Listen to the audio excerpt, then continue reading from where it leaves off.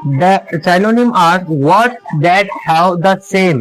देखो यहाँ पे दिया गया है सेम। हेलो दोस्तों, welcome back to the my new video. तो आज है हमारा 30 days English reading and writing का डे 11, जिसके अंदर हम आज सीखने वाले हैं साइनोनिम और एंटोनिम क्या होते हैं। इसको पूरी डिटेल में समझेंगे। साइनोनिम किसे कहते हैं और एंटोनिम किसे कहते हैं, कौन से वर्ड का क्या साइनोनिम है, कौन से वर्ड का क्या एंटोनिम है, आज पूरी डिटेल में हम इस क्लास में सीखने वाले हैं। तो वीडियो को शुरू करते हैं। उससे पहले अगर आपने मुझे फॉलो नहीं किया है तो फॉलो जरूर कर दें। तो बढ़ते हैं वीडियो के। सबसे पहले दोस्तों साइनोनिम होता क्या है वो देख लेते हैं। देखो साइनोनिम और एंटोनिम दोनों में सिर्फ डिफरेंस इतना होता है, 19 और 20 का सिर्फ डिफरेंस होता है साइनोनिम और एंटोनिम में। देखते हैं। देखो जो इसकी जो डिफिनेशन है, जो मैं आपको इसकी डिफिनेशन बताऊं, उसको अच्छी तरीके से याद कर लेना है। तो आपको फिर कभी भी दूसरी बार कोई भी दूसरी वीडियो देखने की जरूरत नहीं पड़ेगी कि साइनोनिम और एंटोनिम किसे कहते हैं। तो सबसे पहले हम देखते हैं साइनोनिम।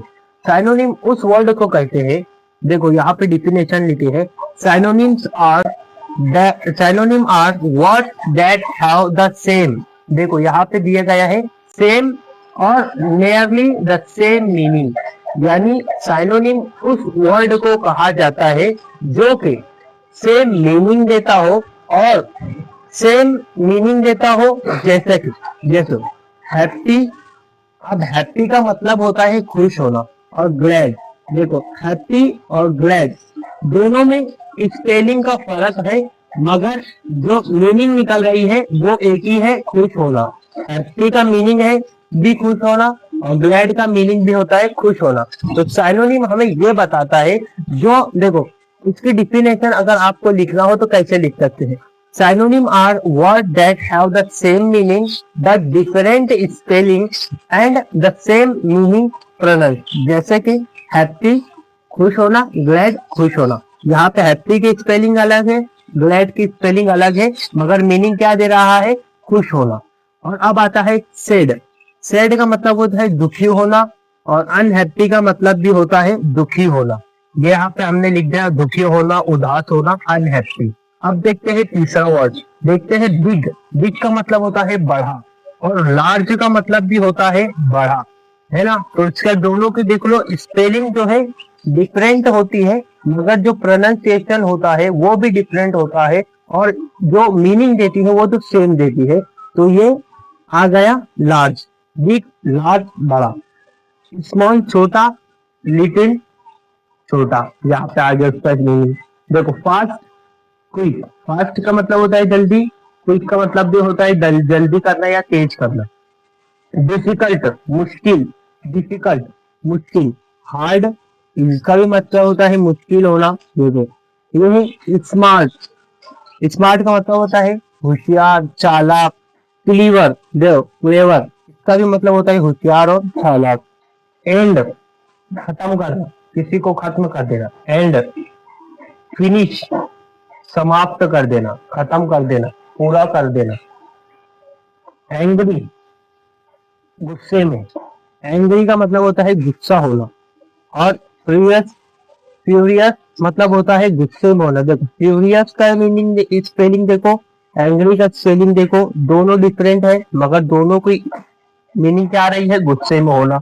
देखो पुअर और नीडली, गरीब। क्या है, पुअर, नीडली, गरीब। यानी पुअर भी गरीब के लिए इस्तेमाल होता है, और नीडली उसका भी मीनिंग होता है गरीब। ये था हमारा साइनोनिम। साइनोनिम में सिर्फ एक बात याद रखना है कि जो साइनोनिम होते हैं उसमें के अंदर सिर्फ मीनिंग सेम होती है, बस डिफरेंट स्पेलिंग होती है, तो उसे हम साइनोनिम कहते हैं। अब देखते हैं कि एंटोनिम हम किसे कहते हैं। It is very important for the English learner and English writer. देखो antonym, what is the antonym. अगर अब आपको आया था कि व्हाट इज द एंटोनिम, तब आपको इसकी एंटोनिम की आप उसको डिस्क्राइब किस तरीके से करेंगे। देखो antonym are the word that have opposite meaning. Opposite meaning देता है। एंटोनिम क्या होता है, अपोजिट मीनिंग देता है, और साइनोनिम होता जो होता है वो सेम मीनिंग देता है। अब कौन से, अब आते हैं एंटोनिम पे। देखो एंटोनिम यहाँ पे लिखा है बिग। बिग का मतलब होता है बड़ा। स्मॉल, इसका भी मतलब होता है बड़ा। और हॉट, सॉरी देखो यहाँ पे दिया है पहला वर्ड बिग। बिग का मतलब होता है बड़ा और स्मॉल का मतलब होता है छोटा। और यहाँ पे लिखा है हॉट यानी गर्म, यहाँ पे उसका एंटोनिम लिख दिया कोल्ड यानी ठंडा। देखो हैप्पी यहाँ लिखा हुआ है, यहाँ पे लिख दिया सैड। हैप्पी का मतलब हमने यहाँ पर देखा खुश होना और सैड का मतलब हमने देखा यहाँ पे उदास होना। तो ये देखो ये है साइनोनिम, ये है एंटोनिम, यानी कि जो किसी भी वर्ड का अपोजिट लफ्ज को देना तो उसे हम कहते हैं एंटोनिम।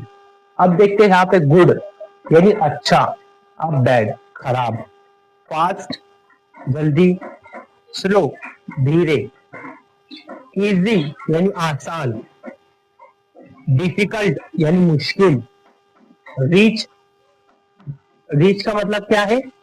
रिच का मतलब है अमीर, उसका एंटोनिम क्या आया? पुअर।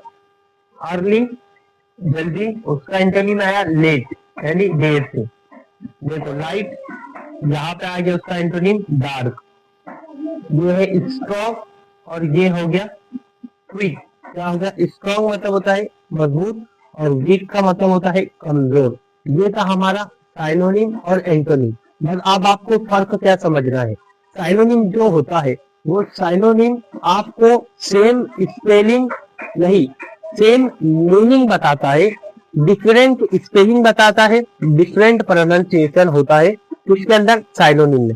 जब बस आपको सादा सिंपल तरीके से ये समझ लेना है, अगर आपको साइनोनिम आप पूछा तो साइनोनिम मतलब होता है कि एक ही वर्ड के सेम मीनिंग होना, यानी दो वर्ड है दोनों के सेम मीनिंग होना। जैसे हैप्पी ग्लैड खुश होना, सैड अनहैप्पी उदास होना।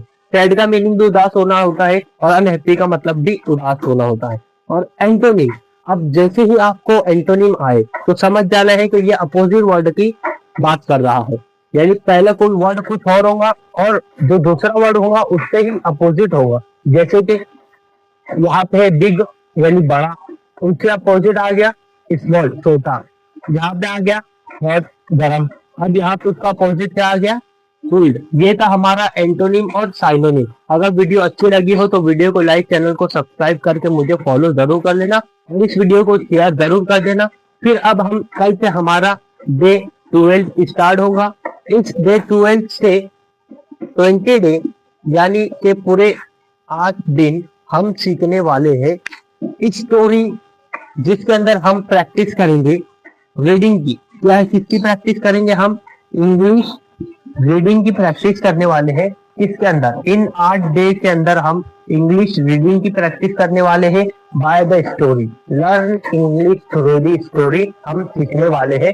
Everybody can focus on this point and not this point, because कल जो टुमारो हमारी जो क्लास आएंगी वो इसी पे बेसिस होंगी। कल से हम सीखने वाले रहेंगे स्टोरी, किस तरीके से हम पढ़ते हैं, इंग्लिश को किस तरीके से हम पढ़ाएंगे, इंग्लिश को किस तरीके से पढ़ के लिख के समझेंगे, वो सब आपको हमने 8 दिनों में बताने वाला हूँ। फिर हमारा कोर्स फिनिश हो जाएगा।